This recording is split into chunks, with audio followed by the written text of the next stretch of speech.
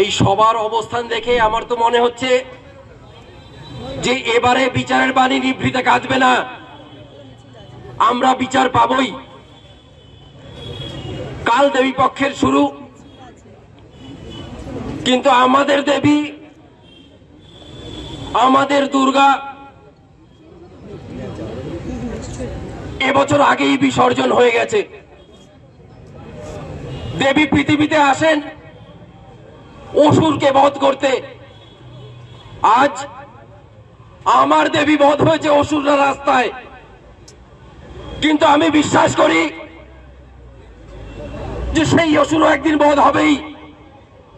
সেই বিশ্বাস নিয়ে আপনি, আমি আজকে সবাই এই খোলা আকাশের নিচে দাঁড়িয়ে আছি।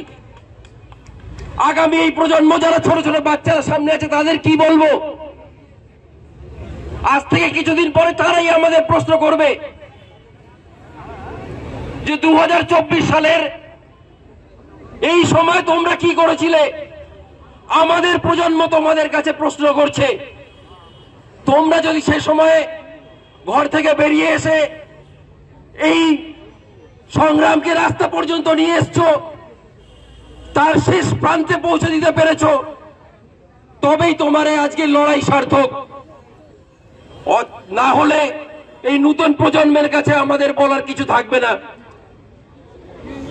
তাই আমরা বারবার বলছি যে প্রত্যক্ষ অপরোক্ষ ভাবে যারা যারা জড়িত আছে, আমরা প্রত্যেকের শাস্তি চাই, এবং সেই শাস্তি দৃষ্টান্তমূলক শাস্তি, যাতে পরবর্তী প্রজন্ম বলতে পারে তোমরা যেটা করে গেছো তার সুফল আমরা আগামী জীবন, আগামী আরো 20 বছর আরো আমরা সহ্য করতে, আমরা সেটা মেনে চলতে পারি, এবং আমাদের পুরো যে সমাজ ব্যবস্থা আছে সেটা সুস্থ হতে পারে। আমরা চাইছি আপনারা যেভাবে 8 থেকে 80 প্রত্যেকে গত 50 দিনের বেশি আমাদের সঙ্গে পায়ে পা মিলিয়েছেন, আপনারা একটা বৃহত্তর পরিবার হয়ে গেছেন। আমাদের এই সহায়তাটা আপনারা যেন আমরা শেষ বিন্দু পর্যন্ত পাই।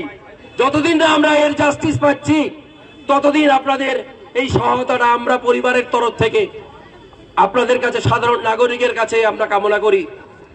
আমরা সবাই স্বাধীনতার পরবর্তী যুগে জন্মেছি। আমরা সেই স্বাধীনতার পূর্ববর্তী সময়ের আন্দোলন দেখিনি, কিন্তু আমার জন্মের পর থেকে আমি এই স্বতঃস্ফূর্ত আন্দোলন আমি কোনোদিন দেখিনি। আমাদের নবপ্রজন্ম এই আন্দোলন দেখুক, তারাও জানুক একটা সুস্থ সত্যাগ্রহ কিভাবে করা যায়, এবং সত্যাগ্রহের মাধ্যমেই কিভাবে বিচারকে ছিনিয়ে নেওয়া যায়। সেই জন্য আমরা বারবার বলছি, we want justice, we demand justice, and definitely we deserve justice. ধন্যবাদ। বাংলা হান্টের আরো খবর দেখতে